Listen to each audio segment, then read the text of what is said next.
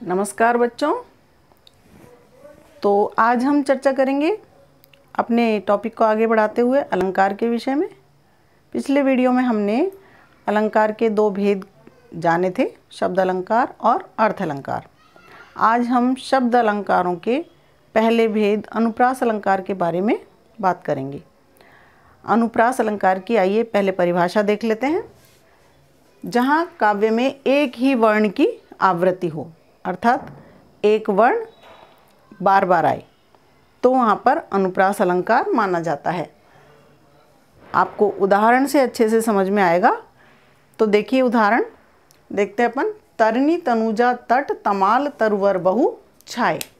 हम देख रहे हैं यहाँ पर त त त त त त की आवृत्ति हो रही है, एक ही वर्ण की आवृत्ति हो रही है।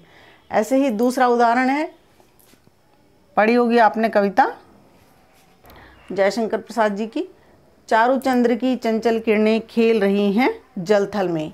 यहाँ पर भी हम देख रहे हैं च वर्ण की आवृत्ति हो रही है, इसलिए यहाँ पर भी अनुप्रास अलंकार है।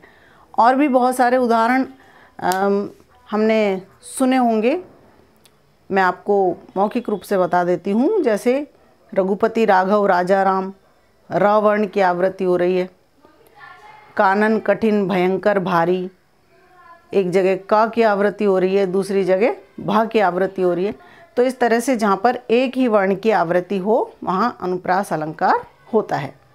अनुप्रास अलंकार के चार भेद होते हैं, जो कि मैंने यहाँ पर लिखे हुए हैं, आप देख रहे होंगे। पहला भेद है छेकानुप्रास, जिसमें एक वर्ण की आवृत्ति एक ही बार हो। छेकने का मतलब होता है छोड़ना, कि एक वर्ण को लिया, उसकी एक बार आवृत्ति हुई और उसको छोड़ दिया। उसके बाद दूसरे वर्ण की आवृत्ति हो सकती है, फिर उसको छोड़ दिया। और यदि नहीं भी हो, एक ही वर्ण की एक बार आवृत्ति हो, तो वहाँ पर छेकानुप्रास अलंकार होता है। दूसरा है वृत्त्यानुप्रास। छेकानुप्रास का उदाहरण देख लेते हैं हम। अभी मैंने बोला था कानन कठिन भयंकर भारी, तो एक बार क की आवृत्ति हुई उसको छोड़ दिया, उसके बाद भ की आवृत्ति हुई। तो इस तरह जहाँ पर एक वर्ण की एक ही बार आवृत्ति हो, अर्थात एक वर्ण दो बार ही आए, तो वहाँ पर छेकानुप्रास अलंकार होता है। दूसरा भेद है वृत्त्यानुप्रास, अर्थात एक ही वर्ण दो या दो से अधिक बार आए। अभी एक बार आवृत्ति हुई थी तब तो छेकानुप्रास होता था, अब उसकी आवृत्ति एक से अधिक बार होगी, यानी कि 3, 4, 5 बार। जैसे अभी ऊपर हमने दोनों उदाहरण देखे, तरनी तनुजा तट तमाल तरवर बहु छाए, त वर्ण की 4-5 बार आवृत्ति हुई, इसलिए यहाँ पर भी कौन सा अलंकार है? वृत्त्यानुप्रास अलंकार है। इसी तरह से दूसरा उदाहरण, चारू चंद्र की चंचल किरणें खेल रही हैं जल थल में। यहाँ पर भी चा की आवृत्ति कई बार हो रही है, इसलिए यहाँ पर वृत्त्यानुप्रास अलंकार है। इसी तरह से रघुपति राघव राजा राम, तो रावण की कई बार आवृत्ति हो रही है, इसलिए वृत्त्यानुप्रास है। अगला भेद है श्रुत्यानुप्रास, जिसमें एक ही उच्चारण स्थल से उच्चरित होने वाले वर्णों की आवृत्ति हो, तो वहाँ पर श्रुत्यानुप्रास अलंकार होता है।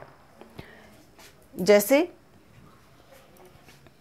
इसको मैं साफ कर देती हूँ, आपने ये समझ लिया है।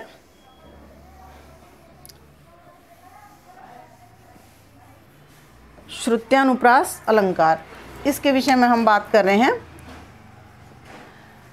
तो इसमें कह रहा है कि एक ही उच्चारण स्थल वाले वर्णों की आवृत्ति हो। उच्चारण स्थल हम जानते हैं, हमने वर्णमाला पढ़ी हुई है। वर्णमाला में जो अक्षर कंठ से उच्चरित होते हैं वो कंठे कहलाते हैं। दूसरे नंबर पे तालव्य, मूर्धन्य और दंत्य और फिर ओष्ठ्य। तो इस तरह से वर्णमाला में अक्षर जो हैं, जिस अक्षर का उच्चारण जिस स्थल से होता है उसको उसका उच्चारण स्थल कहते हैं। तो एक ही उच्चारण स्थल का अर्थ हुआ कि जैसे त थ द ध न सब बोलने में दांत पे जीभ टच हो रही है, दांत को छू रही है जीभ, अतः ये सारे वर्ण कौन से हैं? दंत्य वर्ण हैं। इसी तरह से कंठ है, क ख ग घ, तो गले से निकल रहे, कंठ से निकल रहे हैं, इसलिए ये कंठ हैं। तो ऐसे वर्णों की प्रधानता हो, ऐसे वर्णों की आवृत्ति हो तो वहाँ पर वृत्यानुप्रास अलंकार होता है। जैसे उदाहरण देखिए, दिनांत था, थे दीननाथ डूबते।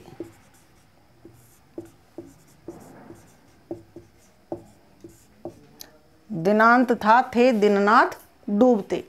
तो आप देख रहे हैं त, थ, द, न, ये सारे वर्ण जो हैं इनका उच्चारण स्थल एक जैसा है, एक समान है। अतः यहाँ पर कौन सा अलंकार हुआ? श्रुत्यानुप्रास अलंकार हुआ। इसलिए इसी तरह एक और उदाहरण देखिए,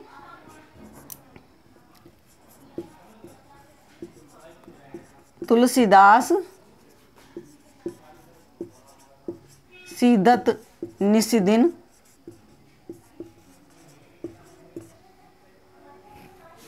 निशिदिन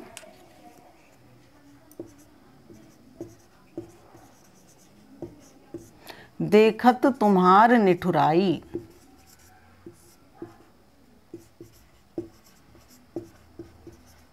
देखिए हम देख रहे हैं त, स, द, ये सारे न, इन वर्णों की आवृत्ति हो रही है। अतः यहाँ पर भी कौन सा अलंकार है? श्रुत्यानुप्रास अलंकार है। अब चौथा भेद है अनुप्रास का, अंत्यानुप्रास। जब छंद के अंत में एक जैसे स्वर या व्यंजन वर्णों की आवृत्ति हो तो वहाँ पर अंत्यानुप्रास अलंकार होता है। हम दोहे पढ़ते हैं या कविता पढ़ते हैं तो कई बार हम देखते हैं कि तुक मिलाने के लिए भी अंतिम वर्ण, स्वर या व्यंजन एक जैसा रख दिया जाता है, तो वहाँ पर अंत्यानुप्रास अलंकार होता है। जैसे रघुकुल रीति सदा चली आई, प्राण जाई पर वचन न जाई।